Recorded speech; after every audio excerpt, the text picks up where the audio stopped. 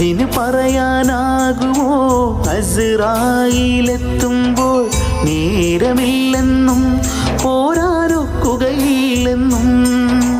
പടപ്പിന് ചൊല്ലാനാകുമോ പടച്ചോൻ വിളിക്കുമ്പോൾ ഞാൻ വരില്ലെന്നും മരണം എനിക്കു വേണ്ടെന്നും? കരഞ്ഞിങ്ങ് വന്നവൻ കരയിച്ചു പോകുമ്പോൾ ദുനിയാവിൽ ബാക്കി വച്ചത് വേണ്ടാത്തൊരു പിടി സ്വപ്നം മാത്രം.